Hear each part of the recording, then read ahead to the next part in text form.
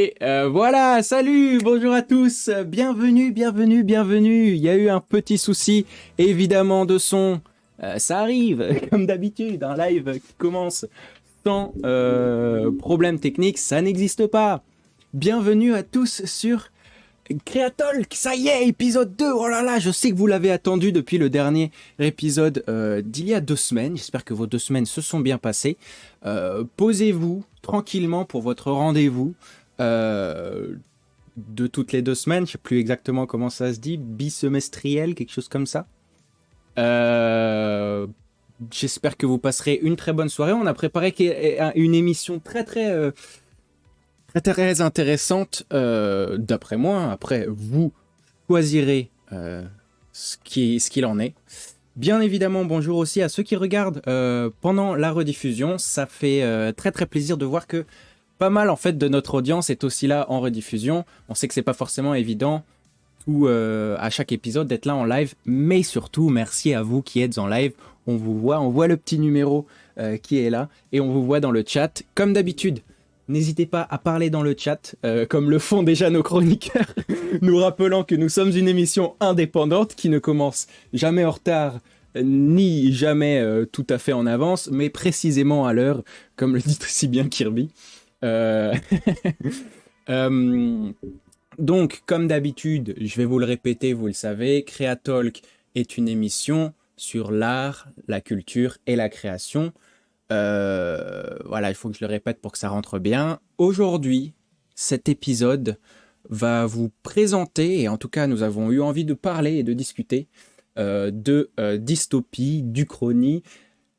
Et oui, en effet, le titre est tel qu'il est, de spaghetti, parce que déjà c'est rigolo, ça rime, et parce que aussi j'en ai mangé à midi, donc fallait le mettre. Ouais, écoute, on a une équipe d'écrivains qui écrivent toutes ces blagues, c'est 100%. On est indépendant, ok, allez. Donc voilà, on va parler de dystopie et d'Uchronie, potentiellement science-fiction, potentiellement on va parler de films, de bouquins. On a des choses très intéressantes qui arrivent. Je vous propose de rester tout du long de l'émission pour voir ce qu'on vous réserve. Et sur ce, je vais pas attendre plus longtemps pour faire venir les invités. Là, ils sont multiples cette fois-ci. Mes chroniqueurs et apartistes sont là. Nous avons Martin, Jules, Louis, Kirby et Dorian qui sont avec nous tous ensemble. Let's go! Ouais, salut. Coucou à tous! Salut. Comment allez-vous? Comment ça va le chat? Bah écoute, ça va. Est-ce que tout le monde va bien? C'est vrai que j'ai oublié de me présenter moi-même, Augustin de la Perrière, alias ADL Poki, votre présentateur favori ou j'en sais rien, mais votre présentateur. Pas trop le choix en fait. T'as pas trop le choix. Bienvenue à tous, ça fait plaisir de vous voir tous ensemble là. C'est vrai que c'est la première fois qu'on a directement un Créatalk, donc sans invité spécial, on va dire. C'est comme je vous l'ai dit la semaine dernière, il y a 2 semaines, pardon. Toutes les deux émissions, on va avoir un invité spécial. Cette édition-là de Créatalk, c'est une édition sans invité spécial, mais ça nous permet d'avoir toute une grosse équipe ensemble et qu'on discute tous ensemble aujourd'hui de dystopie, Uchronie. Alors déjà, première chose, cette envie de parler vraiment de ce thème-là, elle est venue de l'un d'entre vous. Martin, il me semble que c'est toi qui avais proposé de parler de ça. Est-ce que tu peux nous dire un peu pourquoi, comment est-ce que ça t'est venu cette envie de parler de ça? Ah, on n'entend pas Martin. Ah, c'est un problème. C'est embêtant. Martin, nous ne t'entendons pas. J'aime bien. Bon, bah, la première personne à qui je donne la parole, finalement, n'a pas le... Non, mais sinon, nous, on a décidé de parler de dystopie parce que... Non, mais en vrai, nous, du coup, vu que Martin a fait la dystopie sur les films, nous, on s'est dit que ce serait rigolo de le voir d'un point de vue jeu vidéo et de voir un peu quel apport on avait eu, que le jeu vidéo avait eu sur la dystopie, vu que c'est un média plus récent. Et du coup, on L'héritage qu'il essaie en de a voir un peu ça. et de C'est l'héritage ça. que le médium en a tiré aussi, donc du coup, on a décidé de se greffer à son sujet et d'en parler aussi, quoi. Et c'était quand même... En vrai, c'était super intéressant de faire nos recherches. On a découvert des trucs nous-mêmes, donc on espère que la chronique vous plaira. Ah, On a trop bien. découvert Bah, des trucs de fou, d'ailleurs. ouais, j'ai vu un petit peu ce qui avait été mis en place. Alors attendez, bon, on va essayer de régler ce petit souci de son avec Martin. Nous, Parce on a que... fait notre travail de meublage. Hein. c'est vrai, c'est vrai. Après, voilà, tu vois, nous, on est là, on essaie de meubler. C'est vrai, c'est vrai. T'inquiète, en vrai, t'inquiète. On peut discuter, hein, y a pas de... On peut discuter. Et sinon, d'Orient, ton aparté, elle Sinon, t'a d'Orient, venu ton d'où, aparté. Comment est-ce qu'elle va, ton aparté? Moi, déjà, c'est la première fois que je rejoins l'émission en tant qu'apartiste et non pas en tant que chroniqueur.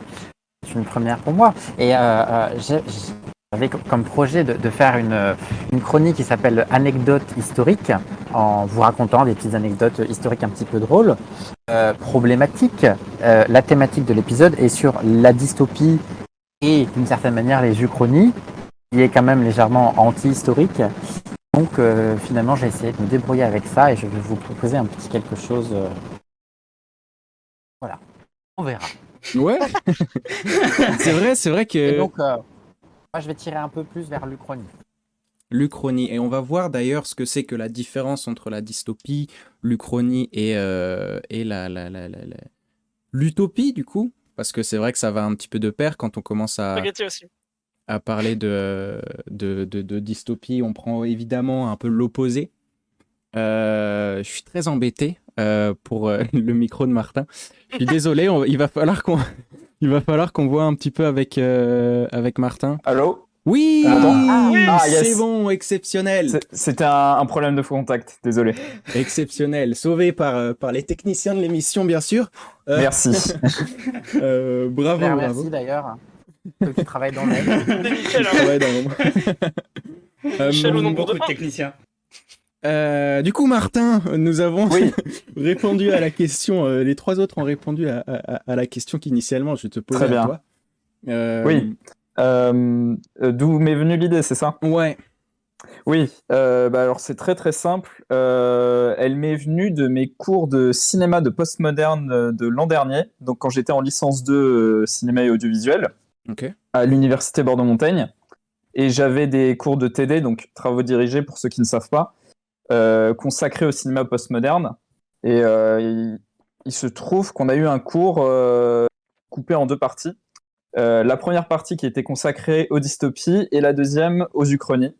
Et donc je me suis dit pourquoi pas, en m'inspirant du cours de mon professeur Kevin Leland, que je salue, je ne sais pas s'il est sur Twitch, pourquoi pas m'inspirer de son cours pour construire une chronique sur les dystopies au cinéma. Voilà, tout simplement. Trop cool. Trop cool. Je trouve ça génial. Je trouve ça génial de team étudiant en cinéma, évidemment.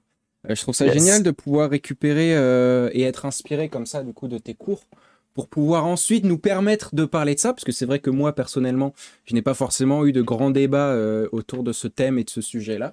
Donc franchement, j'ai extrêmement hâte de voir un petit peu ce que vous nous réservez, même si j'ai vu un petit peu vos chroniques et vos apartés dans les grandes lignes. Du coup, moi, je propose qu'on commence directement, en fait, qu'on rentre dans le vif du sujet et qu'on commence par toi, Martin, ta D'accord. chronique directement. Très bien. Évidemment, si ça vous va. Je lance le jingle et on est parti. Allez, très bien. C'est parti.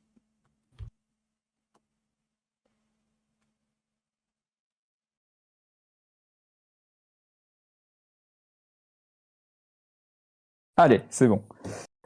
Écoutez, bienvenue à toutes et tous pour cette chronique consacrée aux dystopies dans le cinéma. Tout d'abord, pour commencer, avant de définir la dystopie, j'aimerais revenir sur le terme opposé, à savoir l'utopie. Oui, donc j'ai une feuille pour suivre, parce qu'il y a pas mal de choses décrites. Donc, d'après la définition du Larousse, l'utopie vient du grec ou, donc non, et topos, lieu, qui signifie le non-lieu. Donc l'utopie, c'est un terme qui a été créé par Thomas More, qui était un saint catholique, un juriste, un historien, un philosophe, un humaniste, un théologien et enfin un homme politique anglais. Ça fait beaucoup de fonctions, ma foi. Donc suite à son ouvrage philosophique intitulé L'Utopie, qui a été publié en 1516. Donc vous pouvez voir une illustration de l'ouvrage. Donc c'était la première édition. Et toujours selon le Larousse, l'utopie désigne la construction imaginaire et rigoureuse d'une société qui constitue, par rapport à celui qui la réalise, un idéal ou un contre-idéal. Donc moi j'ai choisi comme exemple de film Mosquito Coast, qui est un film de Peter Weir, un réalisateur australien, donc, qui a réalisé ce film en 1986 avec Harrison Ford dans le rôle principal, que vous connaissez pour Indiana Jones, la saga Star Wars ou encore Blade Runner de Ridley Scott, pour ne citer que ces films. Et donc Mosquito Coast, c'est l'adaptation d'un roman de Paul Theroux intitulé Le Royaume des Moustiques. Donc le pitch, c'est l'histoire de Ali Fox, un inventeur génial autant que maniaque, qui décide de quitter les États-Unis, dont il ne supporte plus le mode de vie consumériste. Donc il embarque pour le Honduras, accompagné de sa famille, et là-bas, en pleine jungle, il va décider de construire une société nouvelle dont il a toujours rêvé. Donc voilà, ça c'est un exemple de film parmi d'autres. J'aurais pu aussi citer Captain Fantastic de Matt Ross. Bon, j'ai pas d'illustration, mais voilà, ça sort comme ça, hein, ça m'est venu avec Viggo Mortensen, qu'on connaît pour avoir joué Aragorn dans Le Seigneur des Anneaux. Donc là, c'est un homme qui décide de vivre dans la forêt avec tous ses enfants. Mais j'en dis pas plus, si vous voulez voir le film. Maintenant, j'aimerais en venir au terme qui nous intéresse, qui donne son nom à la chronique, le terme de dystopie. Donc la dystopie, c'est un terme qui se compose du préfixe grec dys, difficile, mauvais, et du mot topos, endroit, lieu. Donc j'ai trouvé une définition donnée par Franck Lafont, qui est un chercheur en cinéma, qui a écrit un ouvrage intitulé Dictionnaire du cinéma fantastique et de science-fiction, que je n'ai pas lu malheureusement, mais j'aimerais bien me le procurer. Donc il dit ceci: le premier usage du terme dystopie, sous sa forme originale anglaise dystopia, est attesté dans la bouche du parlementaire anglais John Stuart Mill au cours d'un débat à la Chambre des communes le 12 mars 1868, mais il ne se répand qu'à partir du XXe siècle, sous l'impulsion de Glenn Nigley et J. Max Patrick, chercheurs responsables d'une anthologie littéraire, un récit relevant de la dystopie, que l'on désigne aussi parfois avec certaines nuances comme une utopie négative ou une contre-utopie, présente dans une société fictive où tout semble aller mal. Donc, parmi les caractéristiques que l'on retrouve dans l'univers des dystopies, il y a la privation des libertés individuelles, l'uniformisation de la pensée, une idéologie dominante et imposée par un État totalitaire ou semblable à une dictature, et un modèle spirituel ou vivant que le peuple doit respecter, voire vénérer. Donc là, vous avez une illustration que j'ai trouvée sur Internet qui montre un monde triste, dénué de vie, donc vraiment le contraire total de l'utopie, du monde idéal.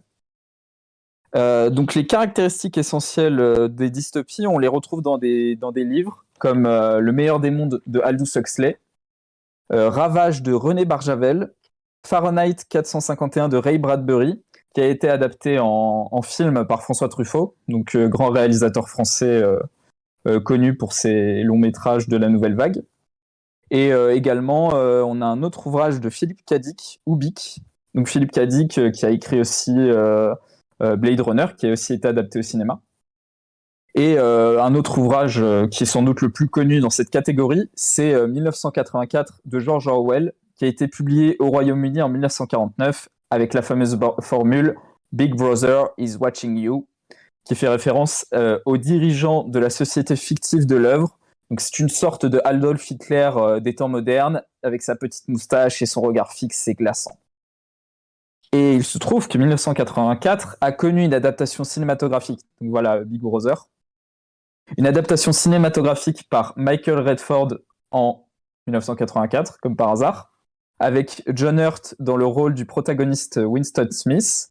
Donc 1984, qu'est-ce que ça raconte ? Eh bien tout simplement, ça raconte les conséquences d'une catastrophe dévastatrice où le monde a été divisé en 3 blocs. Donc en guerre permanente avec Estasia et Eurasia, Océania, donc le monde fictif de 1984, est dominé par un gouvernement totalitaire que dirige l'omniprésent Big Brother. Contrôlé au travers d'innombrables écrans, la vie de chacun y est misérable, notamment celle des prolétaires considérés comme des sous-hommes. Modeste employé au Miniver, le ministère de la vérité, Winston Smith consigne secrètement ses réflexions dans un journal intime. Donc je n'ai pas vu le film, mais j'avais lu le livre il y a quelques années et c'était absolument remarquable. Et pour citer un autre film dans la même veine de 1984, il y a également Brasil de Terry Gilliam. Donc Terry Gilliam qui est connu pour les Monty Python ou l'Armée des 12 singes, autre film excellent dystopique. Donc réalisé en 1985 avec Jonathan Pryce dans le rôle principal, qui s'inspire du personnage de Winston Smith de 1984. Donc c'est un film qui signe l'avènement du cinéma postmoderne. Donc pour faire bref, le cinéma postmoderne, c'est un cinéma du clin d'œil, de l'hommage, de la référence, voire de la parodie. Et dans ce cas précis, Brasil est une adaptation officieuse et un hommage à l'œuvre d'Orwell. Donc on suit l'histoire de Sam Laurie, qui est malheureux mais discipliné, qui est prisonnier d'une ville tentaculaire et cauchemardesque, régie par l'hostilité de tous contre tous, la peur de l'État et la consommation. Il s'échappe en rêve chaque nuit du monde qu'il subit passivement le jour, au son de la douce rengaine qui donne son titre au film. Donc là, c'est une scène de torture où justement il est torturé par les médecins, on va dire totalitaires de cette société, qui lui lavent le cerveau pour qu'il ait une pensée unique, comme tous les habitants de la cité. Ensuite, on a une autre œuvre, donc cette fois un comics, tout d'abord, qui est V pour Vendetta, scénarisé par Alan Moore et dessiné par David Lloyd, qui a été publié entre 1988 et 1990, et qui a lui aussi connu une adaptation en film par James McTeague en 2006, avec Natalie Portman et Hugo Weaving dans les rôles principaux. Donc, Londres, au XXIe siècle, Evie Hammond ne veut rien oublier de l'homme qui lui sauva la vie et lui permit de dominer ses peurs les plus lointaines. Donc voilà V, le fameux justicier. Mais il fut un temps où elle n'aspirait qu'à l'anonymat pour échapper à une police secrète omnipotente. Comme tous ses concitoyens, trop vite soumis, elle acceptait que son pays ait perdu son âme et se soit donné en masse aux tyrans sutlers et à ses partisans. Une nuit, alors que 2 gardiens de l'ordre s'apprêtaient à la violer dans une rue déserte, Evie vit surgir son libérateur. Et rien ne fut plus comme avant. Son apprentissage commença quelques semaines plus tard, sous la tutelle du mystérieux V. Donc, ce qui est intéressant dans ce film, c'est que l'on retrouve une utilisation du postmoderne via le casting. Donc, le comédien britannique John Hurt, que vous voyez ici à l'écran, qui incarnait le protagoniste Winston Smith subissant la surveillance et le contrôle de Big Brother dans 1984, devient l'antagoniste du haut chancelier Adam Sutler, qui est directement influencé par l'image de Big Brother dans V pour Vendetta, près de 22 ans plus tard. Un autre exemple de dystopie au cinéma, c'est Metropolis de Fritz Lang, donc un très grand réalisateur allemand, film réalisé en 1927, où on retrouve une esthétique verticale qui souligne un gouffre entre les classes sociales. Donc là, vous voyez une illustration entre les riches et les pauvres. Donc les ouvriers opprimés qui travaillent dans les souterrains de la métropole de l'an 2026 donc qui assurent le bonheur des riches qui vivent dans les jardins suspendus de la ville. Et bien évidemment, un androïde va se révolter et va mener les ouvriers vers cette révolte. Ensuite, j'ai pas mal de films. On a un autre film qui s'appelle THX 1138 donc avant sa célèbre saga Star Wars, George Lucas a mis en scène ce film de science-fiction en 1971, dans lequel on retrouve entre autres Robert Duvall, Donald Pleasence et Maggie McHomey dans les rôles principaux. Donc l'histoire se déroule au XXVe siècle, dans une cité souterraine qui ressemble à une termitière humaine où chacun s'identifie par un code de 3 lettres et 4 chiffres. THX 1138 est un technicien tout à fait ordinaire travaillant sur une chaîne d'assemblage de policiers robots. Un jour, il commet pourtant un acte irréparable. Lui et sa compagne LUH 3147 font l'amour dans une société qui l'interdit formellement. Pour THX 1138, c'est désormais la prison qui l'attend. Et donc, dans un des extraits que nous avions analysé avec notre professeur de postmoderne, nous suivions le protagoniste dans son quotidien au travail et la fin de sa journée. Donc le personnage rentre chez lui et va se confesser. Donc on le voit sur une des illustrations, il se confesse avec une sorte de prêtre virtuel, enfin une fausse, une reproduction d'un vitrail catholique qui représente le visage du Christ, je pense. Et c'est un dialogue de sourds qui s'opère entre lui et ce modèle spirituel artificiel qui a des réponses totalement dépassées. Et ce qui est intéressant, c'est que George Lucas décrit une société où le travail est forcé dans un cadre carcéral, à travers des longs couloirs, des souterrains, avec des lignes humaines et des uniformes ou encore des grilles. Comme on peut le voir avec les autres illustrations. On le voit traverser un long couloir avec 2 policiers, un couloir sans vie, et une autre illustration où il est avec des immenses machines, enfin c'est un couloir sans fin, pareil.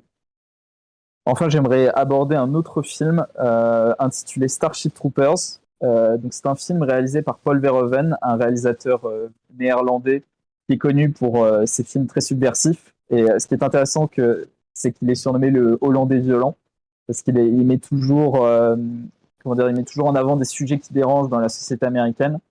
Dans ce cas précis, dans le film, on se retrouve plongé au 24e siècle, donc, dans lequel une fédération musclée fait régner sur Terre l'ordre et la vertu, exhortant sans relâche la jeunesse à la lutte, au devoir, à l'abnégation et au sacrifice de soi.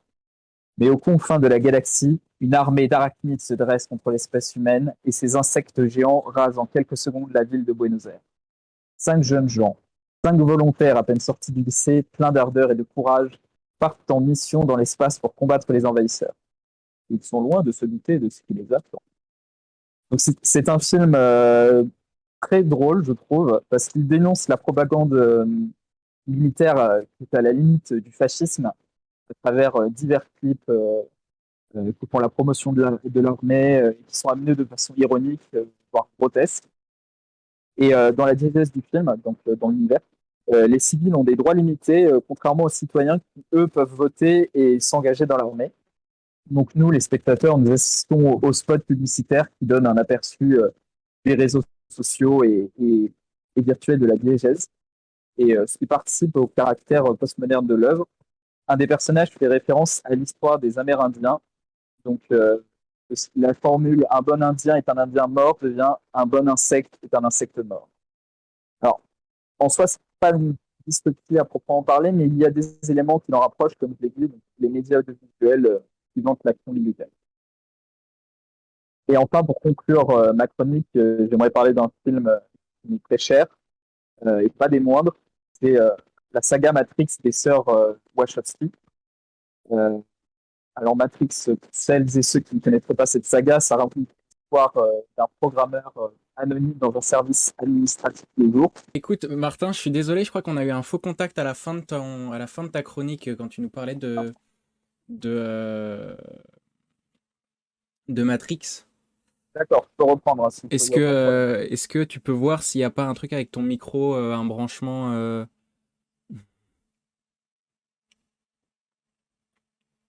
Allô? C'est Ouais, bon? Vous ouais, c'est m'entendez? beaucoup mieux. Je pense que Ok. c'est juste ta conclusion, je pense qu'il faudrait... D'accord, Ouais. pas de problème. Alors je reprends sur Matrix, qui est la conclusion de cette chronique. Donc là aussi, c'est un très bon exemple de dystopie cinématographique. Donc une saga réalisée par les sœurs Wachowski, s'étend de 1999 à 2021. Donc il y a eu 4 films, dont le 4e est sorti l'année dernière. Donc Matrix, ça raconte l'histoire d'un programmeur anonyme qui est interprété par Keanu Reeves, connu pour la saga John Wick, pour citer des films récents. Donc c'est un programmeur anonyme dans un service administratif le jour, Thomas Anderson, qui devient Neo la nuit venue. Et donc sous le pseudonyme de Neo, il est l'un des pirates les plus recherchés du cyberespace. Et à cheval entre 2 mondes, Neo est assailli par d'étranges songes et des messages cryptés provenant d'un certain Morpheus. Celui-ci l'exhorte à aller au-delà des apparences et à trouver la réponse à la question qui hante constamment ses pensées: qu'est-ce que la matrice? Nous suivons donc le parcours à mi-chemin entre le synthétique et le mystique de Neo, qui est l'esclave d'une société virtuelle, la matrice, et qui va s'affranchir de cette condition pour, en quelque sorte, renaître dans le monde réel et devenir le sauveur de l'humanité tant attendu, afin de combattre l'oppression des machines et des agents, véritables despotes qui règnent sur cet univers factice. Donc ce qu'on peut constater, comme vous le voyez à l'image, c'est un contraste visuel saisissant entre le verre de la matrice, qui souligne le caractère factice de cet univers si beau et si parfait en apparence. On voit que Neo est bien habillé, bien coiffé, et le bleu sombre du monde réel qui dévoile un univers post-apocalyptique dévasté par la guerre qui fait rage entre les humains et les machines. Et donc on voit Neo qui a un pullover, je sais pas si c'est un pullover, enfin bref, un pull déchiré, le crâne rasé, il a pas l'air très propre et le cadre qui l'entoure n'a pas l'air non plus très sain, on va dire. Et bien, pour ma part, c'est tout pour moi. Merci de m'avoir écouté pour cette chronique consacrée aux dystopies. Et si vous avez des questions, n'hésitez pas. Ouais, trop bien. Merci. Bon voilà, désolé encore une fois pour Y a pas de problème. les petits problèmes techniques, hein. Ça arrive. Clap dans le chat. Bravo. Et t'as Merci beaucoup. plein de gens qui te félicitent. En effet, c'était une chronique super intéressante. Déjà, t'as réussi à nous mettre vraiment le doigt sur qu'est-ce que veut dire dystopie, uchronie, utopie, tout ça. Et ça, c'est franchement pas mal. Ça nous donne vraiment la piste sur laquelle on va bien discuter aujourd'hui encore. Et surtout, c'est très intéressant de voir les différences de dystopie qu'il y a dans le cinéma aussi à travers le temps. En fait, c'est très marrant de voir avec les illustrations que tu nous as mis, de voir les différences de colorimétrie, les différences d'ambiance qu'il peut y avoir en fonction des dystopies. Tu vas avoir certains films que tu as cités qui vont être avec des grands couloirs blancs, comme tu le dis, des trucs très épurés, très Big Brother is watching you, quoi, bien blanc, bien propre. Et puis au bout d'un moment, tu te retrouves avec un Matrix que j'ai vu dans le chat, beaucoup d'entre vous appréciez, sauf le 4. Désolé. Ah, je l'ai bien aimé pour le coup, le 4. Ah ouais? Je l'ai même pas vu, tu vois. Je l'ai même pas vu. Mais donc ouais, dans ce Matrix où on a une dystopie beaucoup plus dark, quoi, beaucoup plus glauque et tout à sale.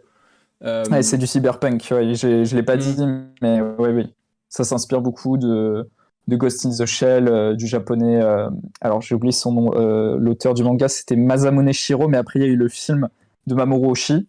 Et justement, les sœurs Wachowski se sont beaucoup inspirées de Ghost in the Shell et aussi de Akira, je crois, de Katsuhiro Otomo. Ok, mais voilà, il y a une multitude de références. Ouais, c'est vrai que le Japon a beaucoup d'œuvres qui sont dans cette vibe-là. À croire qu'ils pensent beaucoup au futur quand même. Mais moi, voir un peu toutes ces différences d'idées de dystopie, certaines qui sont très propres, certaines qui sont très sales et sombres, ça me fait me poser une question. Est-ce que vous savez, tous les quatre, là, si jamais il y a, même si, bon, évidemment, on ne le souhaite pas, mais je sais que vous connaissez un petit peu, et puis même, il y a les exemples que nous a montré Martin, vous connaissez un petit peu des films et des œuvres dans lesquelles il y a des dystopies. Waouh, je vais réussir. Est-ce que il y a certaines dystopies que vous connaissez que vous voudriez visiter? Pas forcément pour aller vivre, parce que bon, on le souhaite pas forcément, mais... Ah, en vrai, dans l'idée, moi je pense Matrix, ça doit être sympa de se balader dans la ville synthétique de Matrix. Ouais. Le côté tout parfait. Si jamais tu peux repartir après tranquille, voilà. c'est cool, tu vois. La femme en robe rouge. Si t'es piégé dedans, c'est relou comme tout le monde, tu vois. Oui, bien sûr. Mais à partir du moment où tu peux repartir, pourquoi pas, tu as une petite visite, en mode, ouais, cool, c'est parfait. Ok. Non, en vrai, dans ces cas-là, même la ville de Blade Runner, en vrai, elle est un peu cool, hein. C'est vrai qu'elle est c'est vrai, aussi, ouais. Elle est un peu cool, tu vois. Pareil, tu restes pas, tu restes quoi, le temps d'un week-end, quoi. J'ai envie de dire, c'est super Instagram, quoi, Blade Runner. La pluie H24. Pour le coup, il y a pas d'en, vous voyez. Ah, c'est vrai qu'il faut prendre dans ses valises un parapluie. Ouais. Oui. Dorian, est-ce que tu saurais ou pas? Moi, j'avoue, au cinéma, très bien. À visiter, les Pyrénées, c'est bien aussi. Hein. Peut-être un petit peu moins de chance de mourir. C'est vrai, clairement. Parce que, bon, généralement, la durée de vie moyenne des personnages dans les dystopies, pas toujours très élevée. Hein. C'est vrai. Non, c'est vrai. C'est clair. Au pire, même dans celle où tu risques pas forcément. Il y en a où tu risques pas forcément la mort, tu vois. Ouais, mais tu Ouais, risques Ouais, au rarement pire, des le trucs lavage cool. de cerveau, tu vois. Tu risques rarement Ouais. des trucs cool dans dystopie, c'est Au le Au Ouais, pire, principe, le, hein, au pire, le globalement. lavage de cerveau, tu vois. Petit Mais bon, lavage ça, de cerveau c'est comme dans pas... Brésil, Ouais. un C'est bon, ça. emprisonnement. Ça Martin, arrive, tu vois. tu saurais, toi? Un autre univers Ouais, ça peut être. de dystopie? T'as le droit de choisir la même chose que quelqu'un d'autre. Hein. Alors, je pensais à un animé aussi, un animé japonais. Ouais. Ça s'appelle Psycho Pass. C'est l'histoire d'une police spéciale qui arrête les criminels avec un pistolet, ça s'appelle le Dominator. Et en fait, ça calcule le taux de criminalité de la personne et selon le taux, s'il est élevé ou pas, le pistolet tire automatiquement sur la personne. Waouh. Voilà, Ah. très sympa. Ah ouais, on Bonne est. ambiance. Ce que Ou, tu. euh, Ça et me je- rappelle un peu des choses qui se passent réellement dans des pays, de l'Est. oui. Voilà, ouais. Mm, mm. Angle de fou, hein. Sinon, j'avais un autre exemple de film que j'aurais pu citer aussi. C'est Minority Report de Steven Spielberg, Hmm. qui est, je crois, aussi une adaptation de Philippe K. Dick, donc avec Tom Cruise. Et c'est l'histoire d'un policier spécial qui sait à l'avance quel crime va avoir lieu à telle heure, à tel lieu. Enfin, Ah oui. c'était assez remarquable comme film. C'est pas son film le plus connu en plus, mais il est très très bien. Ouais. Moi, ça me fait penser enfin, sur cette question d'aller en vacances dans un univers dystopique. Ça me fait penser à une série que j'ai vue il n'y a pas très longtemps qui s'appelle Years and Years, une série anglaise qui a été écrite par Russell T Davies, qui est un des auteurs de Doctor Who notamment. Et en fait, ce qui est très très fort avec cette série, c'est que ça devient une uchronie et une dystopie d'une certaine manière. Ça part dans le futur, mais en fait, ça commence aujourd'hui et ça suit une famille lambda anglaise. Et en fait, ça part sur une version du monde comme si Trump avait été réélu aux États-Unis 18, 19, 20, je sais plus. Enfin bon, bref, les dernières élections où Joe Biden a été élu. Et en fait, en suivant l'histoire de cette famille, on voit aussi l'évolution du monde qui part dans une vraie dystopie avec des crises, une guerre nucléaire, tout ça. Et le fait que ça parte sur quelque chose, enfin sur nous, sur la vie quotidienne, sur des gens qui sont proches de nous d'une certaine manière, ça rend la chose d'autant plus effroyable parce que vraiment, C'est proche de nous. c'est proche de Ouais. nous. Ouais. Mm. C'est pas comme Mm. Matrix où d'une certaine manière on a une distance. Là, il y a vraiment une Ouais. proximité qui rend les choses hyper fortes. Enfin, je vous la conseille. Ah, je vais le noter. 5 ou 6 épisodes. C'est un chef-d'œuvre absolu. Écriture, Donc, de jeu, de tout. Years C'est rigolo and parce Years que- à voir. En d'après faisant, moi. en faisant un peu mes recherches, je me suis rendu compte qu'il y avait assez peu souvent, que ce soit dans les films ou dans les jeux vidéo, le moment de la catastrophe d'un dystopie. Souvent, on te présente genre la société dystopique Ouais. à la fin. Ouais. Après. Et c'est C'est rigolo vrai. du coup de voir le moment où c'est en train de tourner vers une dystopie. C'est assez rare, je trouve. Ah Sympa, ouais, ouais. c'est vraiment. Si vous devez voir un épisode, regardez juste le premier. Ce basculement-là arrive à la fin du premier et en fait, on suit pendant 10-15 minutes cette famille au moment où ça se passe. C'est la scène, la série de scènes la plus anxiogène que j'ai vue de ma vie. Ah ouais. Ah ouais. J'ai fini l'épisode, Wow. je tremblais, enfin, l'effet est très bien réussi. Ah bah dis donc. Bon bah à voir alors, à voir. Years and Years. Je l'ai pas vu. Tu l'as regardé sur quoi C'est Canal, je crois, ou OCS. Ok.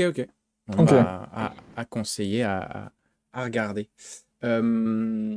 Dorian, est-ce que je peux te demander quelque chose, s'il te plaît? Tu dois avoir reçu des messages sur le Discord de la part de nos techniciens de l'ombre De Michel. concernant ton reçu. micro. Ah, qu'est pas ça? Moi, j'ai rien reçu de message. On a un petit grésillement qui vient de ta part, c'est très étrange. Peut-être pareil, un problème de faux contact. Je vérifie, est-ce que c'est mieux comme ça?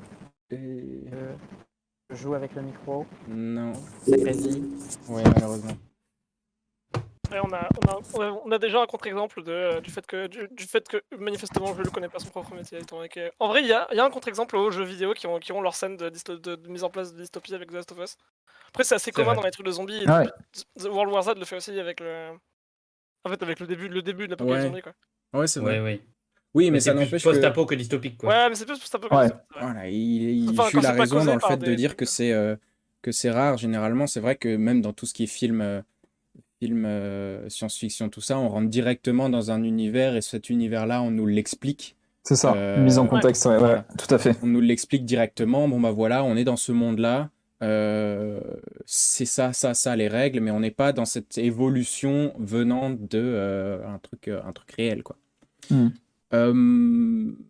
Est-ce que si jamais on arrive à avoir le petit souci de micro de Dorian, est-ce que ça vous dirait qu'on passe à l'aparté de cette émission? Ouais. Ouais. 36-12, test du micro. Est-ce que c'est toujours aussi désagréable? Il y a toujours ce petit grésillement. C'est vrai que c'est un... Ah, mais tu sais quoi, Dorian, c'est le grésillement qu'on avait récupéré la première fois qu'on avait fait des tests. Alors, je peux faire une tentative de changement de casque, donc changement de micro. Bah... Ouais, Oui, non. je pense que Il est juste là. ce que je propose, c'est que pour t'aparter, tu le fasses sans micro, parce que quand il n'y a pas ton micro, on t'entend bien. Enfin, Je tu le fasse débranches sans ton micro. casque. Tu vois ce que je veux dire? D'accord. Et ensuite on verra. Je fais ça. Voilà. Et Et au ensuite, pire, j'arrêterai de parler, c'est pas grave. De toute façon, je dis pas des trucs intéressants. Voilà, on c'est s'en la fout. technologie te Arrête. censure en fait. C'est Big Brother, c'est Big Brother. Tu parles de... Voilà. Ça On te connaît, parle tu seras de forcément Trump intéressant. et de Arrête, suite, arrête. Ah, on nous surveille. Aïe, aïe, aïe. Mhm. Eh bien, écoutez, sur ce, si la technologie veut bien que nous le fassions, nous allons passer à l'aparté présenté par Dorian. Qui a un nom, depuis 10 minutes avant le live. Il me semble. Voyage en mer, c'est ça? Voilà. Ah, alors du coup, on n'a plus de son du tout. Vérifie ton entrée son.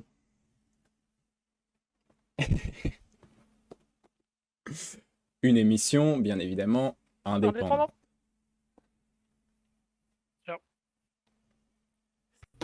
Toutes les étagères sont montées de nos côtés. Ça devient complexe. Le meublage devient Après, compliqué.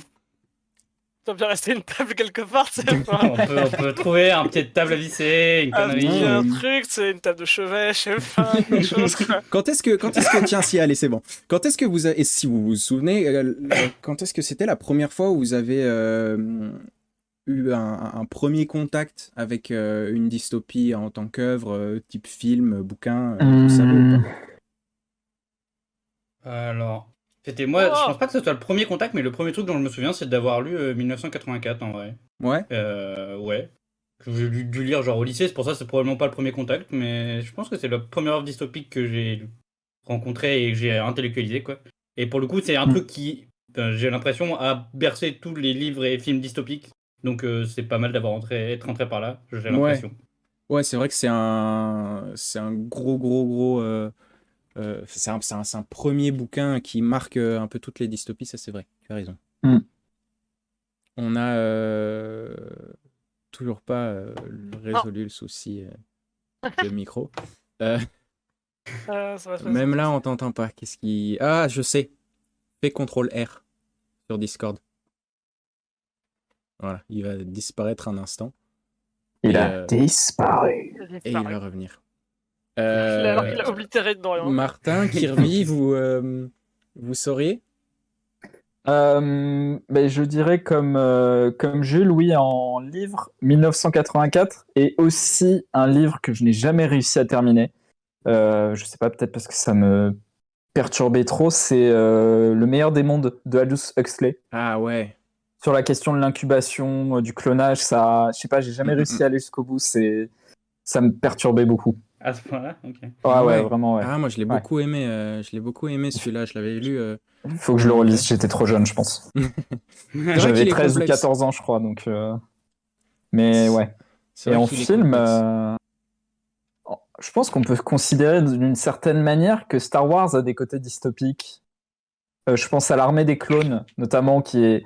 là, on est peut-être plus dans l'utopie, mais qui bascule vers la dystopie avec l'Armée des clones au service de la République qui bascule ensuite au service du mal de l'Empire. Je pensais à Ouais. ça. Ouais, c'est vrai. Ouais, c'est vrai.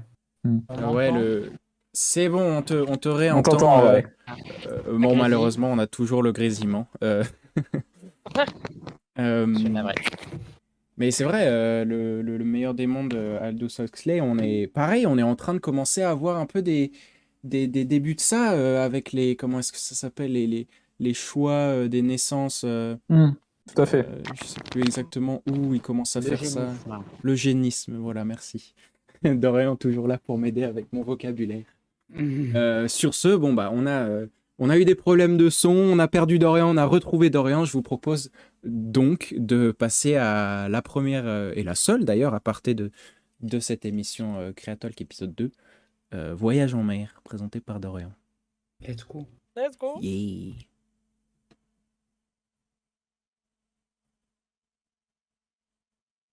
Ah. Je n'ai pas mis je n'ai pas mis à jour le titre de la partie. Donc il y avait écrit Dorian. Aparté voyage en mer. Pas grave. C'est à toi. Indépendant. 3 août 1492.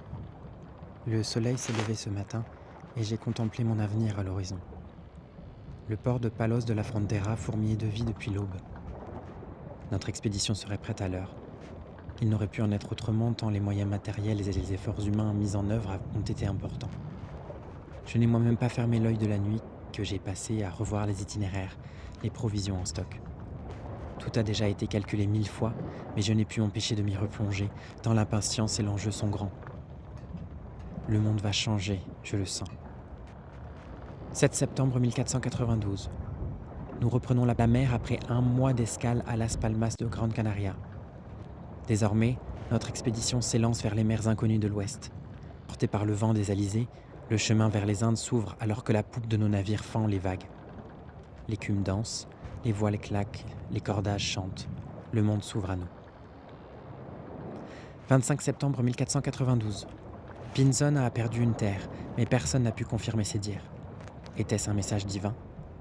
Était-ce la folie qui s'empare des hommes après une semaine d'immobilité sur l'eau ? Le vent se remet à souffler ce soir, lui qui nous a abandonnés pendant trop longtemps. Mon équipage en a souffert, mais l'espoir est toujours aussi vivace en mon cœur. 10 octobre 1492. Nous avons frôlé la mutinerie. Nos ressources s'amenuisent dangereusement, mais j'ai réussi à rétablir l'ordre. La mer et ses tourments savent rendre fous même les plus aguerris des navigateurs. Mais ma volonté n'a pas de limite. Je trouverai les Indes, dussé-je y laisser la vie de mon équipage. 12 octobre 1492. On vient de me réveiller. Il est 2h du matin. La Terre est en vue. Nous accosterons demain dans l'archipel du Japon si mes calculs sont exacts. 13 octobre 1492. Il ne s'agissait finalement que d'un banc de sable et de quelques arbres. Nous n'avons trouvé aucune nourriture, aucune eau potable. Je ne sais ce qui est le pire, la destination qui ne vient jamais ou celle qui ne tient pas ses promesses. 28 octobre 1492. Nous avons repris la mer. Aucune terre en vue depuis l'îlot décevant. Les rations s'amenuisent. Ce matin, nous avons trouvé un marin pendu dans les haubans. 8 novembre. 3 jours que nous sommes dans la tempête. Nous avons perdu de vue la Pinta et la Niña. Une douzaine de marins sont passés par-dessus bord sous l'effet du vent et des flots. Je repense à mon Gênes natal. 15 novembre, ou 16 peut-être. Je ne quitte plus mon épée. J'ai dû égorger hier Pinzon qui discutait mes ordres. Tout le monde devient fou. Je suis le seul à garder mes esprits. Je me le dois. Début décembre. La nuit ne nous offre plus d'étoiles pour nous repérer. Aucun moyen de savoir dans quelle direction nous allons. Je prie sans arrêt. Une terre. Mon navire pour une terre. Décembre toujours, sans doute entre le 21 et le 34. Le courant s'accélère sous notre navire. Pourtant, le vent est toujours aussi faible. Nous ne sommes plus que 4 à bord. Nous ne nous parlons plus. Je ne quitte pas ma cabine. L'espoir n'est même plus un souvenir. L'espoir n'est plus qu'un regret. Date inconnue. Je suis seul sur le navire. Mon équipage a disparu. Sans doute se sont-ils jetés par-dessus bord. Je les comprends. Nous ne reverrons jamais l'Espagne. Nous n'atteindrons jamais les Indes. Mais pourquoi ? Pourquoi continuer ? Je l'ignore, mais je reste. Je passe mes nuits à observer le ciel vide de la moindre étoile. Date inconnue. J'ai dû jeter mon épée à la mer et tout ce qu'il y avait de tranchant sur le navire. Je ne veux aucune tentation de mettre fin à mes jours. Je n'ai même plus faim, je bois à peine. Je passe mon temps à observer le ciel sans nuages le jour, sans étoiles la nuit. Le navire vogue toujours de lui-même vers la seule destination qui me reste à découvrir, le dernier des voyages, celui auquel chaque marin est préparé, mais le seul dont il est sûr de ne pas revenir. La peur et l'espoir n'existent plus, seul reste le calme et l'abandon. Date inconnue. J'entends comme un vacarme au loin. Peut-être est-ce mon esprit perdu, peut-être est-ce le murmure de la mort qui approche, peut-être est-ce le rire des esprits de l'océan qui se moquent de moi, qu'il rit. Cela m'est égal. Je n'ai plus d'ego, je me dissous lentement dans la certitude que bien qu'encore en vie, je suis mort désormais. Date inconnue. Le vacarme est de plus en plus fort. Je sais désormais que ce n'est pas mon esprit qui se joue de moi. Je dois survivre. Je dois savoir de quoi il s'agit avant de mourir. Date inconnue. Je la vois. Enfin, ça y est, la source du vacarme. J'y arriverai très vite. Mon navire ne cesse d'accélérer. Les flots qui se penchent, qui filent vers l'avant, qui tombent et puis plus rien. Rien au-delà, seulement le vide. Je la vois enfin. Celle que je ne pensais pas chercher. Celle dont la vue m'émeut au-delà de ce que je pensais possible.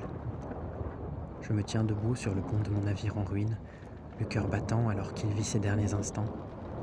La fin des voyages. La fin du monde.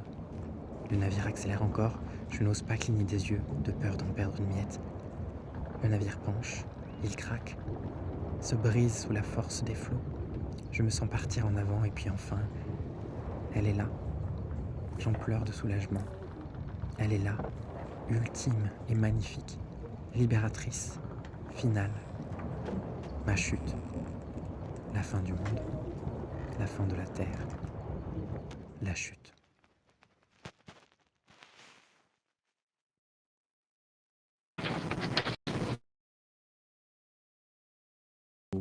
Wow, wow, wow. Bon alors, nous avons eu quelques petits soucis techniques, mais en effet, on ressent finalement le côté dystopique avec ce son, nous dit Hugo. On a envie d'applaudir, en effet. Bravo, bravo, bravo. On est allé chercher quelque chose avec cet aparté. Est-ce que tu peux nous en dire deux mots, Dorian? Alors, comme je vous le disais au début, moi, les apartés, je vais partir sur des anecdotes historiques. Et puis, la thématique de l'émission sur l'Uchronie, tout ça. Je me suis dit, ne pas écrire ma propre copie, ma propre Uchronie. Donc, une Uchronie, c'est un petit peu une version de l'histoire d'un événement historique, comme si on a eu écrit... Eric Emmanuel Schmitt avait écrit un livre qui racontait comme si Hitler avait été pris aux Beaux-Arts et qu'est-ce qui se serait passé. Enfin voilà, il y a une série aussi comme ça, The Man in the High Castle, il me semble, qu'est-ce qui se serait passé si les Allemands avaient gagné la Deuxième Guerre mondiale. Enfin voilà. Et donc je me suis tenté dans un petit exercice de style, un petit exercice de création, de créer ma propre uchronie dystopique. À partir donc du voyage de Christophe Colomb en 1492, donc voyage vers l'Amérique, enfin les Indes, lui, et il a trouvé l'Amérique en chemin, que vous l'aurez reconnu. Et puis je me suis dit, en fait, qu'est-ce qui se serait passé si jamais il n'avait pas trouvé l'Amérique, et si en fait l'Amérique n'existait pas, et si en fait la Terre était plate, et qu'il arrivait au bord du monde et qu'il tombait. Donc de base, dans ma tête, j'étais parti en me disant, ouais, ça va être drôle, tout ça, je vais essayer de rendre ça drôle. Et puis l'inspiration faisant et les névroses ressortant, finalement c'est devenu glauque. Mais voilà, une petite aparté sympathique dans la thématique. De toute façon, les dystopies sont rarement drôles. Oui, c'est vrai, c'est Noisette qui On disait peut le ça. dire, oui. C'est Noisette qui disait ça au début du live. Pendant la chronique de Martin, en effet, c'est souvent les dystopies ne sont pas très très drôles. Mais en tout cas, ça m'a fait trop plaisir de t'entendre sur une écriture que tu as que tu as réalisées. Parce que c'est vrai que donc moi je sais tes talents d'écrivain et ça fait plaisir aussi de pouvoir les faire entendre aux gens qui sont là évidemment sur le chat. Et aussi, il faut s'en souvenir pendant la rediffusion. J'ai trouvé ça, même malgré le problème technique, en effet, comme dit Kirby, tu nous emportes en fait. Mm. Tu nous emportes dans quelque chose et dans une image. Tu as donné, tu as donné une raison pour les platistes d'y croire encore plus. Pardon, pour théorie platiste. Ok, bizarre.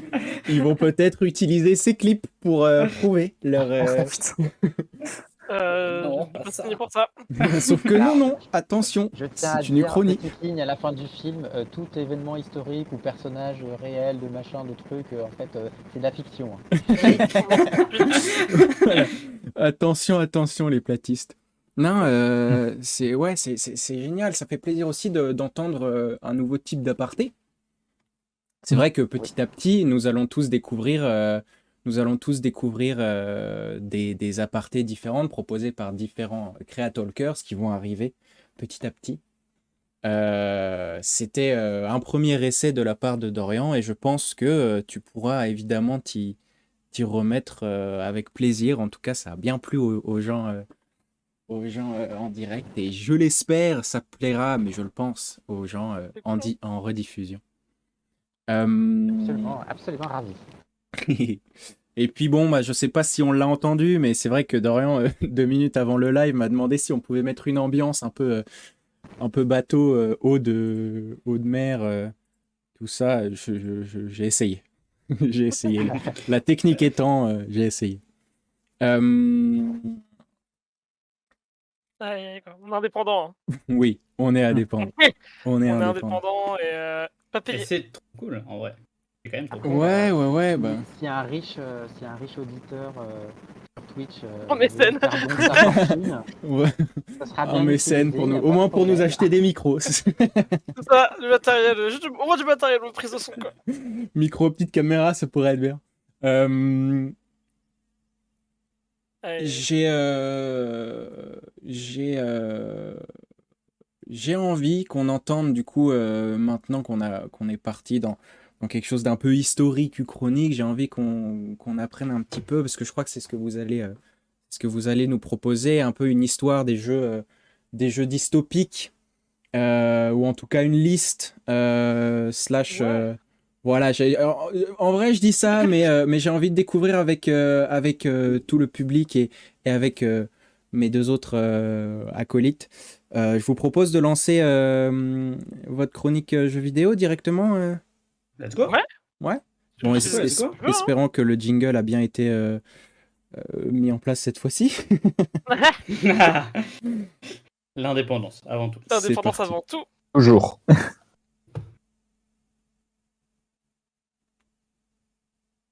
Ouais. Ouais, le Let's JV, go. c'est nous.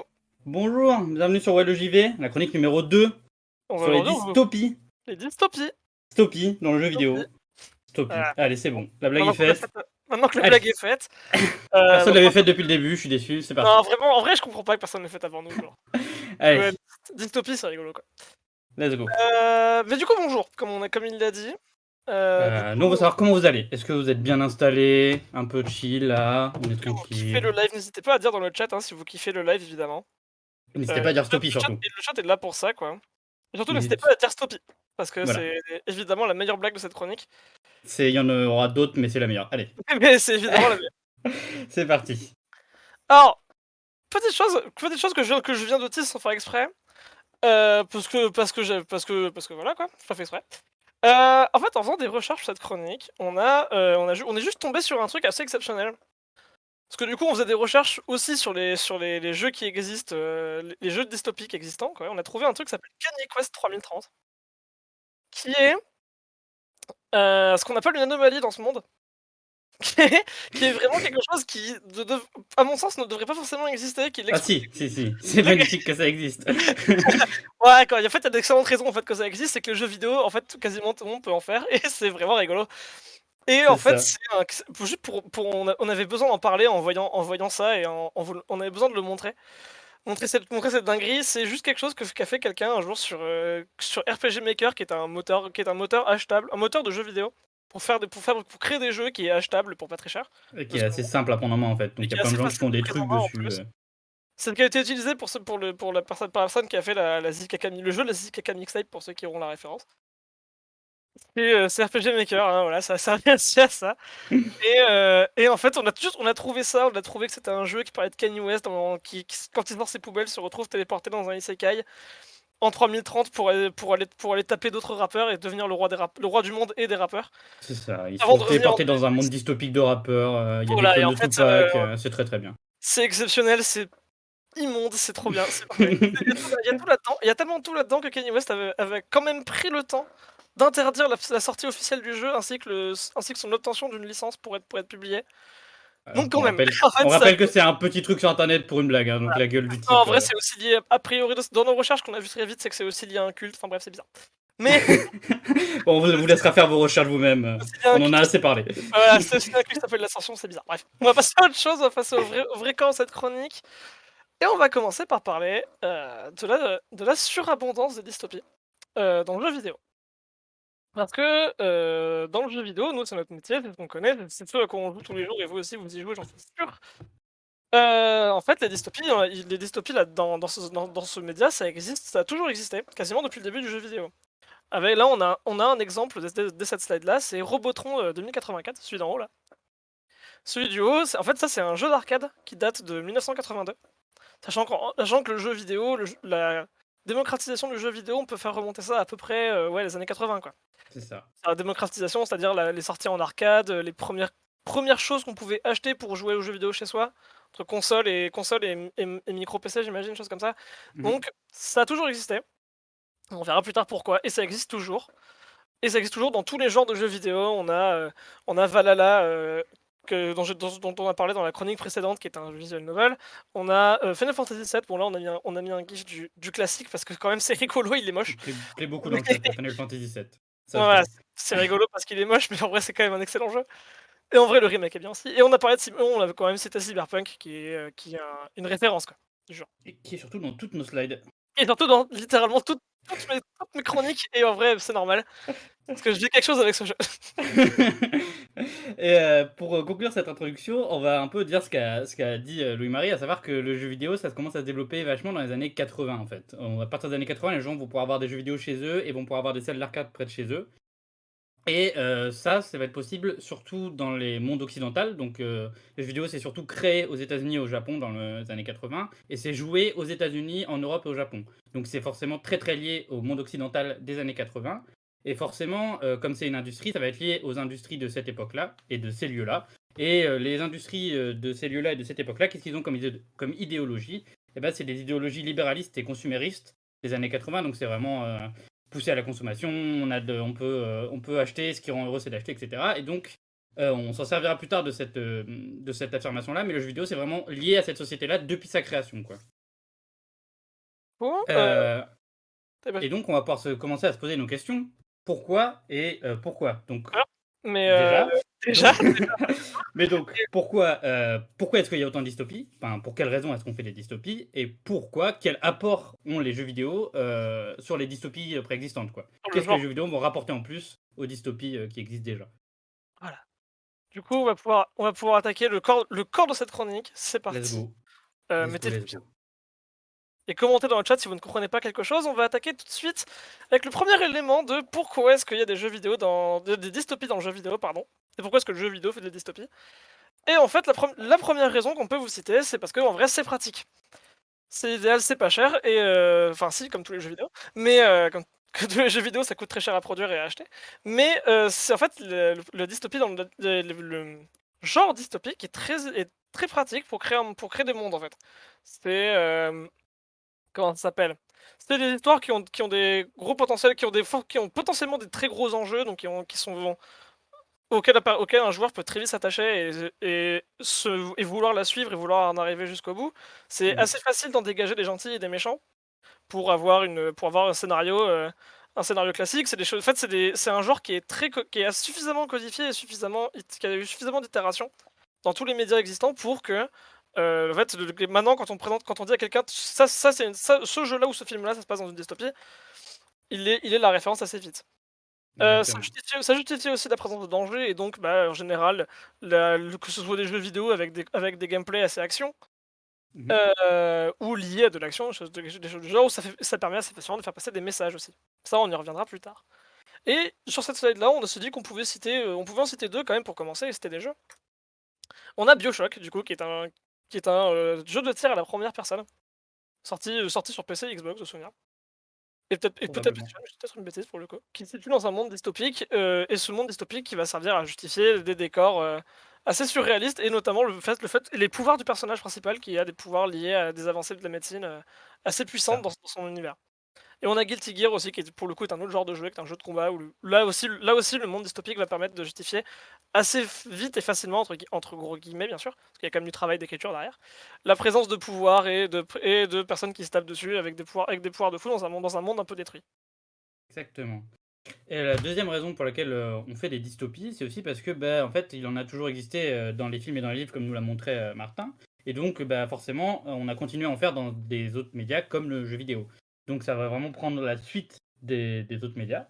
Et pour ça, on va s'inspirer directement de jeux, enfin de livres et de films préexistants, comme par exemple Fahrenheit 451, dont nous a parlé Martin. Il y a un vieux jeu point and click des années 80 qui suit l'histoire de Fahrenheit 451 du livre littéralement. Donc on peut faire des inspirations directes, mais on va aussi pouvoir s'inspirer indirectement des dystopies préexistantes, comme par exemple avec un jeu qui s'appelle Orwell, et qui donc ne raconte pas littéralement l'histoire de 1984, mais traite de la thématique de la surveillance totale, en s'inspirant librement des thématiques traitées dans 1984, ou encore Wolfenstein, qui donc est une uchronie, ce qu'on a défini un peu plus tôt, où les nazis auraient gagné la guerre, et donc globalement on va défoncer les nazis pendant tout le jeu, et c'est encore une fois il y a un truc assez présent dans toutes les dystopies et uchronies, donc il y a quand même un côté inspiration des autres médias préexistants.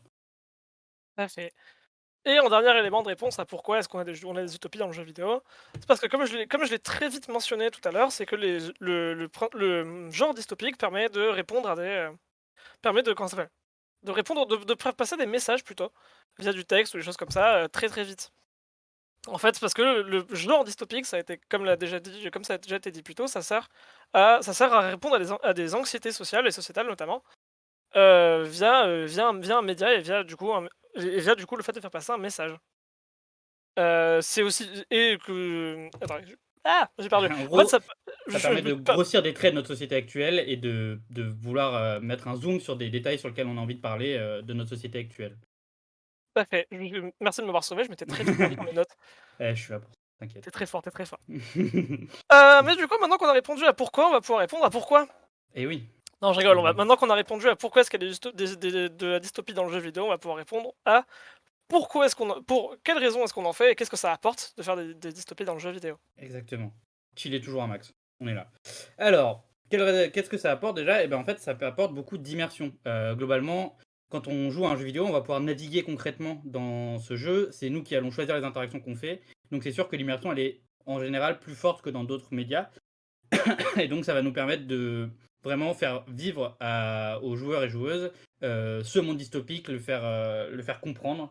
La deuxième raison aussi, c'est qu'on va avoir une narration qui est plus sur le temps long. C'est-à-dire qu'on va pouvoir vraiment présenter le monde dystopique, présenter les personnages qui sont dans ce monde. Est-ce que c'est des rebelles, les conséquences de leur acte si jamais ils se rebellent contre ce monde dystopique. Donc on va pouvoir présenter le narratif de la dystopie, le contre-narratif des rebelles, etc. Ça va vraiment permettre de prendre le temps. Comme exemple, on a par exemple Mirror's Edge, donc Mirror's Edge qui est un jeu de parcours dans lequel on se balade dans une société complètement uniformisée, complètement blanche, où donc c'est un très bon exemple d'immersion par les espaces. On va vraiment se rendre compte de ce à quoi ressemble cette société uniformisée. On va même devoir s'en servir pour faire du parcours. Et par exemple, pour l'exemple de la narration sur le temps long, on peut citer Last of Us, où on va vraiment, depuis le début de la catastrophe zombie jusqu'à essayer de trouver un vaccin à cette catastrophe, on va vraiment suivre différents personnages avec différentes intentions. Est-ce qu'ils veulent survivre dans cette dystopie, se rebeller, etc. Rejoindre telle ou telle faction. Et donc c'est vraiment ce côté narration sur le temps long en présentant différents types de narratifs qui peut être beaucoup plus immersif que dans d'autres œuvres. Tout à fait. Pour continuer là-dessus, on a le fait que, comme je l'ai déjà mentionné plus tôt, la dystopie, ça sert à faire passer des messages. Et le gameplay, du coup, l'interactivité du genre du média jeu vidéo, qui est un peu ce qui en fait ce qui fait son unicité en tant que médium artistique. Alors, ça permet de présenter des situations, des contextes, des choses d'une nouvelle manière. Dans un film ou dans une lecture, par exemple, où on va être spectateur de l'événement. En fait, on va être spectateur de l'événement, on va être potentiellement moins impacté que si on est acteur de cet événement. Si le choix très ambigu de suivre une société conformiste ou de s'en séparer, mais du coup de devenir un paria et hors la loi. Bah, si c'est le personnage qui choisit, fondamentalement, on le regarde faire. Si c'est toi qui dois choisir et que ça va impacter ce que tu vas vivre par la suite dans ton jeu, c'est pas pareil. Et c'est pour ça que c'est quelque chose qui est évidemment très présent dans les jeux vidéo actuellement. Avec, par exemple, on peut citer Lucas Pope, pardon, son jeu, le Papers, Please. Mais comme il fait ses jeux tout seul, ses jeux sont aussi à son nom. Où là, on incarne un garde-frontière d'un pays très fasciste, avec à côté des pays en guerre, et donc des gens qui viennent se réfugier dans notre pays, et on doit choisir de les laisser passer ou non, avec parfois le peu d'informations qu'on a sur eux, sachant qu'une erreur peut mener très loin, ou certains choix peuvent mener très très loin à de très grosses conséquences. On a aussi des jeux comme Deus Ex, où la moralité du personnage, et donc du joueur, comme c'est le joueur qui le contrôle, va être souvent remise en question et souvent amené à être questionné. Je viens de dire une chose 2 fois, bravo à moi. Et enfin, le dernier apport que peuvent faire les jeux vidéo, et c'est là que je vais pouvoir rejoindre mon introduction sur les années 80, c'est que comme c'est un média qui est un peu plus moderne et qui a été créé dans cette société libéraliste et consumériste, si jamais on se dit que les dystopies, ça répond à des anxiétés latentes de notre société, et bah, du coup, ça va répondre à des anxiétés latentes de sociétés plus modernes. On va par exemple pouvoir parler d'anxiété climatique avec, encore une fois, Final Fantasy VII, où on incarne littéralement des écoterroristes. Donc ce qu'on voit ici, c'est la grande cité dystopique de Final Fantasy VII, et en fait, cette cité a entraîné un énorme désert tout autour d'elle, et on incarne des écoterroristes qui veulent essayer d'arrêter ça. Donc ça répond vraiment à cette anxiété latente par rapport au changement climatique dans nos sociétés. On peut aussi citer le jeu Fallout, où on va plus répondre à l'anxiété de l'effondrement de nos sociétés occidentales modernes. Donc Fallout, c'est un RPG, donc un jeu de rôle où on va vraiment se balader dans un États-Unis délabré, post-apocalyptique, et ça va vraiment, ça va vraiment venir choquer le joueur en se disant mais qu'est-ce qui se passe si jamais notre société s'effondre en fait. On peut aussi citer l'exemple de Mindscanners. Donc Mindscanners, c'est un jeu où on est un agent d'une société plus ou moins fascisante, et on doit déterminer si jamais des gens sont fous. Encore une fois, avec le peu d'informations qu'on a, le peu de questions qu'on peut leur poser. Et donc on va vraiment venir traiter de ce thème de la perte d'identité personnelle en fait. Est-ce qu'on a le droit d'avoir nos propres opinions, ou est-ce qu'on est considéré comme fou par l'État fasciste globalement? C'est un peu ça la question que pose ce jeu, et c'est aussi une question qui est un peu moderne, dans le sens où c'est des questions qu'on peut se poser quand on est tous rassemblés dans des grandes villes, on se sent un peu seul, même si jamais on est tous les uns à côté des autres dans des grandes villes. C'est une anxiété qui est assez moderne. Et on peut citer un dernier jeu aussi qui va rejoindre l'anxiété climatique, puisque c'est quand même une anxiété assez forte, c'est le jeu Frostpunk, où des volcans ont provoqué un hiver climatique, et on doit gérer une micro-société qui doit survivre à cet hiver volcanique à moins 40 degrés. Et du coup, ça vient forcément poser des questions aux joueurs sur mais comment ça va se passer avec les changements climatiques à venir, qu'est-ce qu'on va devenir en fait, est-ce que ça va être gérable, et donc ça vient aussi répondre à cette auxité-là, un peu comme Final Fantasy VII. Influent. Et en plus, comme on parlait, on peut aussi faire un lien avec le fait qu'on parlait de l'héritage du genre jeu vidéo aux autres médiums artistiques qui faisaient déjà des dystopies avant lui, avec Mindscanners. Je sais plus, je vais oublier le nom du film dont parlait Martin tout à l'heure, mais le film avec les médecins. Brésil, voilà, avec les médecins qui viennent te torturer et potentiellement te faire perdre tes souvenirs, etc. Ce n'est pas conforme du coup. Hop, les thèmes récurrents dans les dystopies qui se reprennent avec des traitements nouveaux, quoi. C'est ça. Mais du coup, parce qu'on mine de rien, on a dit beaucoup de choses. On va pouvoir en tirer une petite conclusion, comme ça vous partez moins bête. On Vous essaie de partez en résumer sachant un de peu choses et tout ce bordel. potentiellement avec l'envie de jouer à de nouveaux jeux. Exactement. Parce que globalement, les jeux qu'on a cités, ils sont bien, vous pouvez y aller.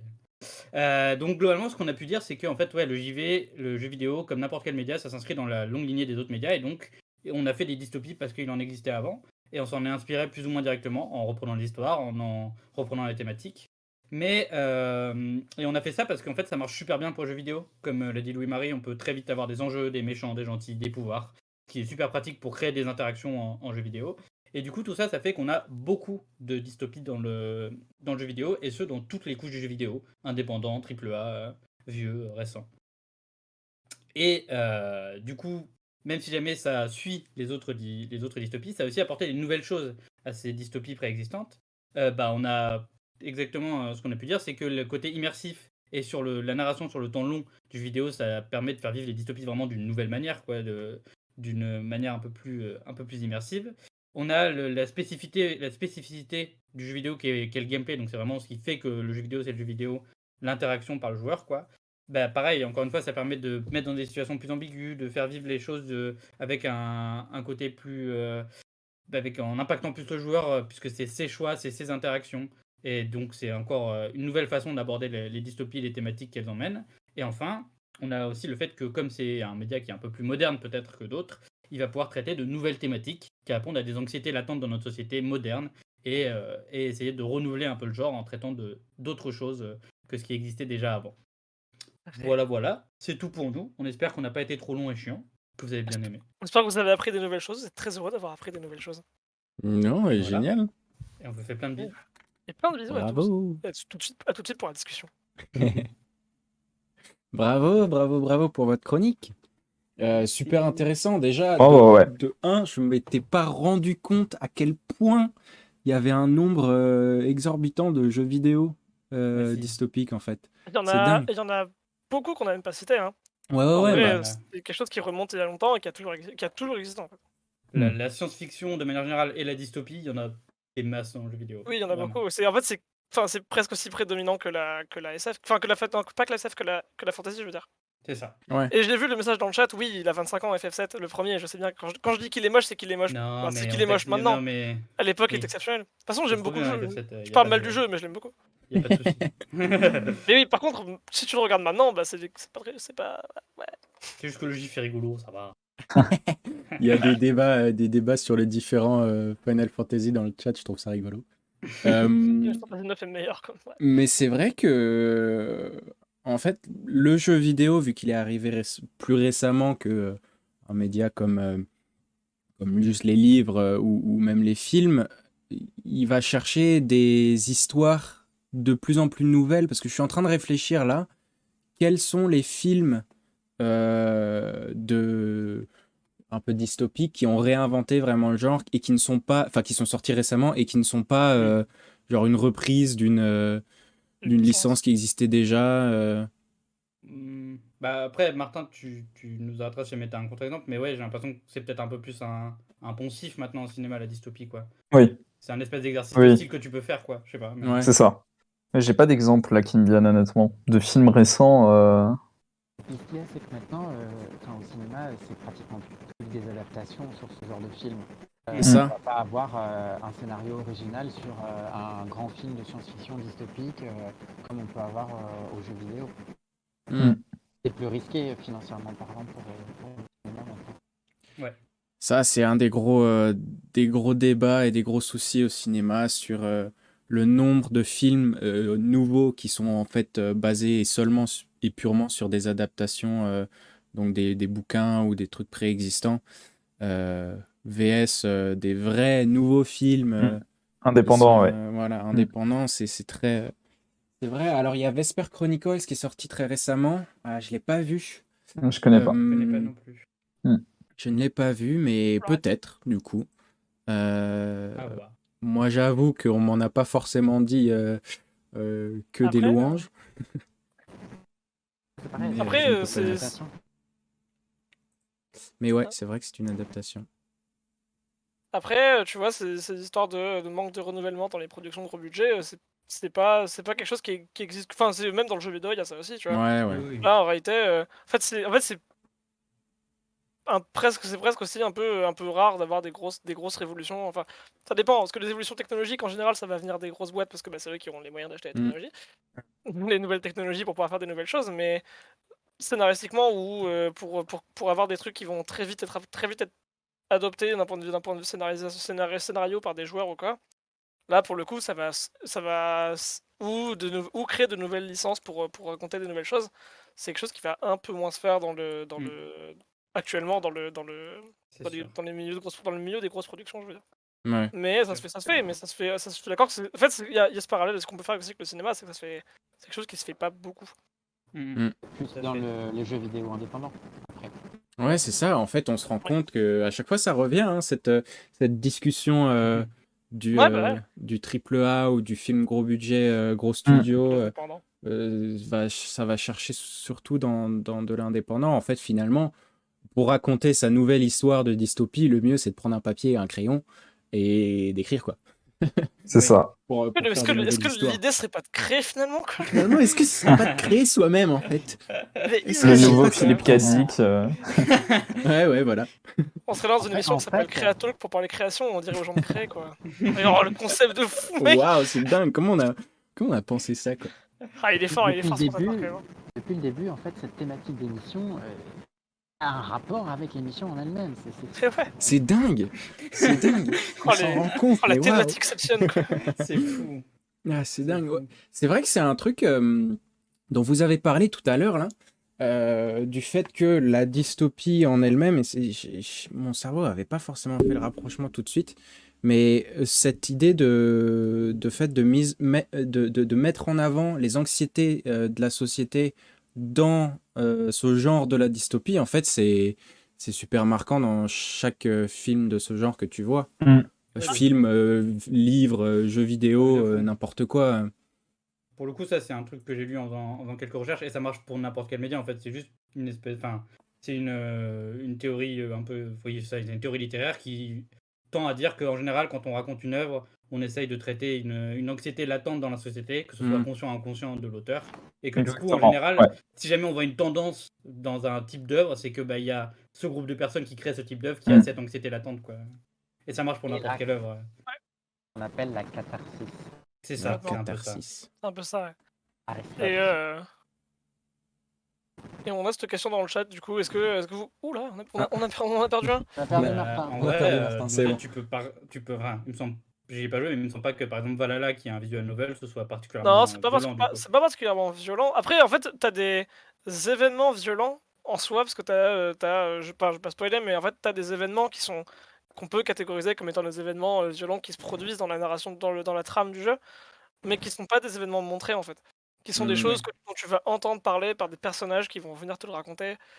Parce que ça s'est passé dans la ville plus ailleurs que dans le bar où se passe le jeu, en fait.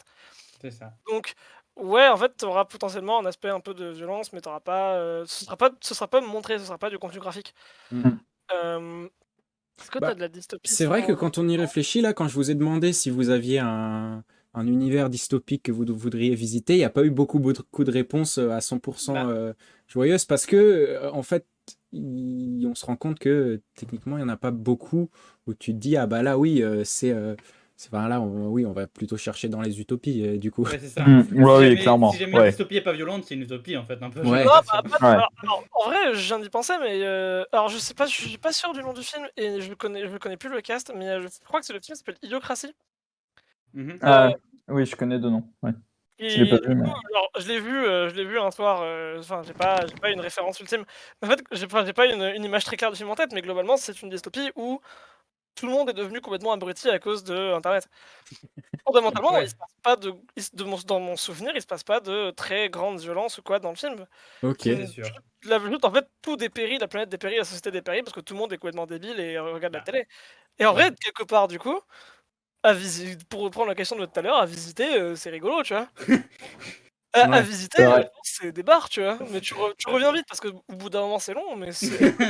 Enfin, je veux dire, nous, on est là, on fait des blagues de coiffeur, tu vois. Au bout d'un moment, moi, je peux T'as y aller, tu vois, c'est le... rigolo. Comment il s'appelle là Wall-E aussi de Pixar, je pense en termes de dystopie, c'est pas mal ce C'est vrai. monde qui devient une décharge géante et tous les humains qui sont dans le vaisseau spatial immense là, avec tous ces écrans, ce faux soleil, enfin tout le monde est devenu obèse, plus personne ne bouge de son siège, Ouais, tous les c'est pas- robots font tout à notre place. Enfin, c'est c'est pas Et là, si violent, ouais. fondamentalement, C'est t'as vrai. pas de violence, Mm. ouais, tu vas dire, ouais. Quoi, oui, ça existe. Disons que, Dans le jeu vidéo, c'est vrai que j'ai pas beaucoup d'exemples.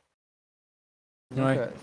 c'est pas forcément qu'il va y avoir des zombies, des morts tout le temps, Mm. tout ça. C'est ça. Mais dans une dystopie, il y a forcément beaucoup de choses qui sont parties complètement en couille. Voilà, faut me C'est parler. ça. Globalement, Ouais. c'est ça. Pour Et bien sûr, arriver on a à... quelque chose qui s'effondre, quoi. Euh, Quelque part. J'ai une autre question à vous poser pour faire avancer un peu ça. Je pense on va terminer sur celle-ci parce qu'elle est, elle peut être un petit peu complexe. Là, on part dans dans du débat de vie. Euh, Mhm. Avec toutes les dystopies là qu'on peut connaître, ou au moins celles qu'on a vues pendant l'émission, lesquelles est-ce que vous trouvez qui se rapprochent le plus de ce qu'on connaît et de ce vers quoi on tend réellement? Vous voyez ce que je veux dire? Ouais, ouais. Ouais. Je vois. En vrai, moi je trouve que l'exemple que vient de citer Louis-Marie, Idiocratie, c'est un peu Ouais. le plus tangible dans notre société actuelle, quoi. Parce que Ouais. aussi Ouais. c'est entre guillemets le moins dystopique, c'est pas genre toute une cité avec qui est sous la Oui, pluie c'est vrai que c'est éternelle, quoi. radical comme, comme tu vois. changement de se retrouver C'est directement. un Ah peu. bah tiens, on est dans Hunger Games, quoi. Bah, Oui, alors, voilà, c'est ça. il y a un truc qu'on n'a pas, il y a un truc qu'on n'a pas cité, mais en fait, enfin, en vrai, il y a Fallout qui est assez similaire.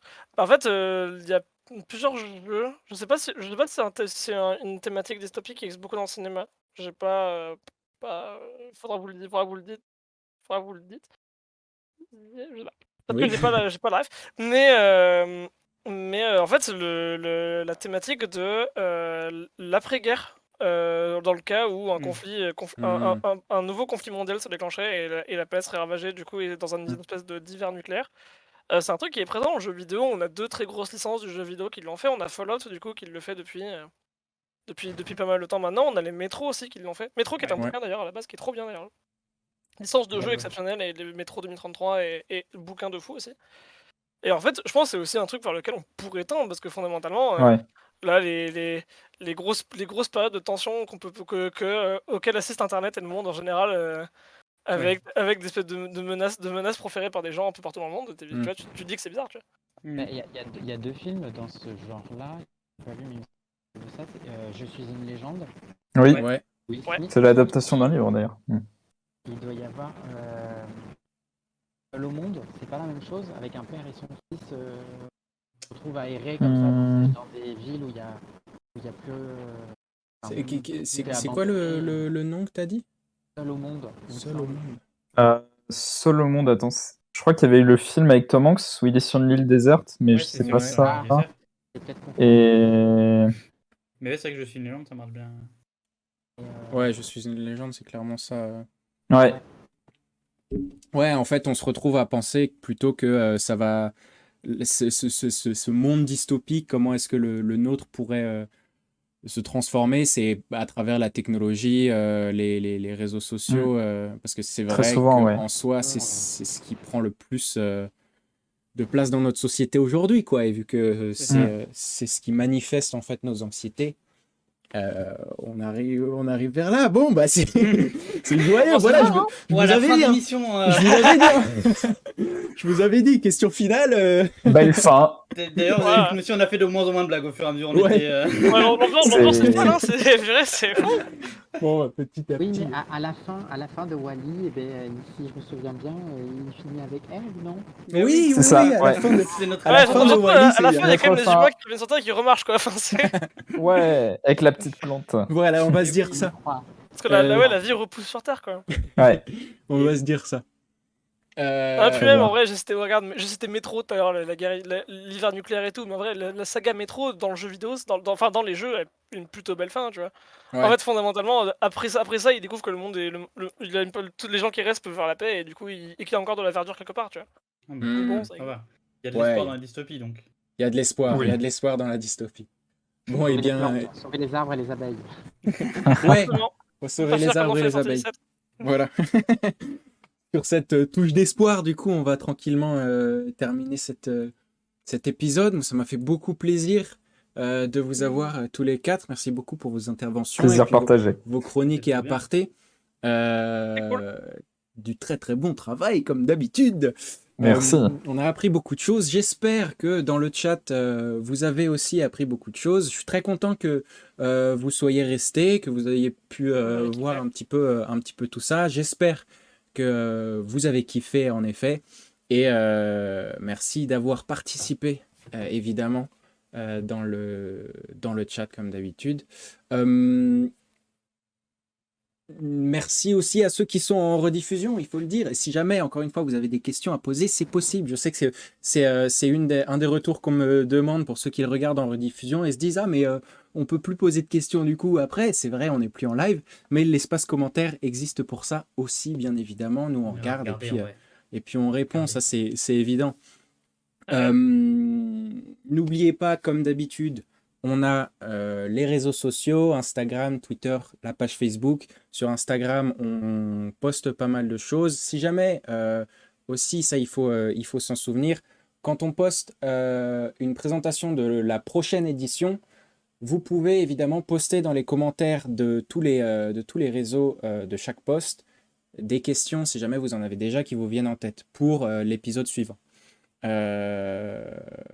Voilà, si jamais vous êtes arrivé à la fin de l'épisode mais que vous n'avez pas vu le début, la rediffusion arrive sur YouTube vendredi soir sur la chaîne YouTube que je mets bam, dans le chat.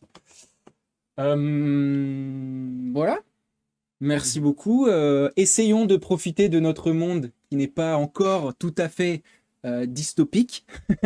C'est ça. Merci beaucoup à tous les quatre. Ça m'a fait Merci très à toi. plaisir encore une fois de parler avec vous. Merci beaucoup. De faire ça. Merci encore.